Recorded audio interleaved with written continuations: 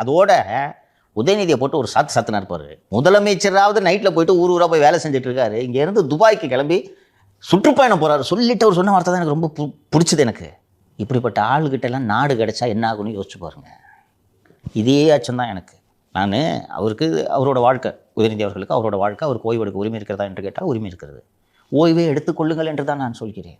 நாட்டையும் ஆள வேண்டும், நாட்டை ஆண்டு கொண்டே ஓய்வில் இருக்க வேண்டும் என்று நீங்கள் நினைப்பதால் தான் அதிகாரிகள் இந்த ஆட்டம் போட்டு நாட்டை குட்டிச்சோறாக்கி கொண்டிருக்கிறார்கள். அவர் அந்த நிர்வாகம் தெரிஞ்சவர்ன்றதுனால எவ்வளவு கோவப்படுறாரு பாரு. அதிகாரிங்க வேலையை பார்க்கணும். நீ ஏன் பத்திரிகையாளரை சந்திக்கிற? உன் வேலையாது? நீ திமுக செய்தி தொடர்பாளரா? அதான் அவர் கேட்டதுக்கோட பொருள். உன் வேலை என்ன? ரெவன்யூ செக்ரட்டரி, ரெவன்யூ டிபார்ட்மெண்ட் வேலையை பாரு. துறை சார்ந்த வேலையை பார்க்கணும்னாரா? நீ ரெவன்யூ டிபார்ட்மெண்ட் வேலையை பாரு. உனக்கு இங்கே என்ன வேலை? அப்போ நீங்கள் போய் ஓய்வு எடுப்பீங்க, உல்லாசமாக இருப்பீங்க, துணை முதலமைச்சர் பதவியும் வச்சுக்குவீங்க. ஆனால் அதிகாரிங்க பத்திரிகையாளர் சந்திச்சுட்டு இருப்பாங்களா? இது அனுமதிக்க கூடாதுன்றது தான் அவர் சொல்கிறாரு. அவர் ரொம்ப நல்லா கரெக்டாக பிடிச்சிட்டாரு.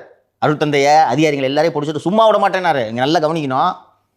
அங்கே தருமபுரி கூட்டத்தில் தான் சொல்கிறாரு, ஒழுங்காக பாதுகாப்பு வழங்கினீங்களா அப்படின்னு எல்லாம் கேட்டார். கேட்டு போட்ட அருள் தந்தையெல்லாம் 4 சாத்துறவனே அடுத்த பாயிண்ட் அரூர் 120 தொகுதிக்கு போயிட்டு வந்துட்டு எங்கேயுமே போலீஸ் இல்லை. இங்கே பாருங்க இவ்வளோ போலீஸ் இருக்குது, இன்க்ரீஸ் பண்ணிக்கிறாங்க ஸ்ட்ரென்த்தை. பார்த்துட்டு அடுத்தது சொல்கிறாரு, இதே பாதுகாப்பு நீங்கள் மற்ற கட்சிக்கு வழங்கியிருந்தீங்கன்னா எவ்வளோ பேர் செத்துக்க மாட்டாங்கல்ல. வர்றாரு, அடுத்த பாயிண்ட்டுக்கு போகிறாரு. போனோடனே போலீஸ் இன்க்ரீஸ் ஆறு பிடிக்கிறாரு பாருங்க.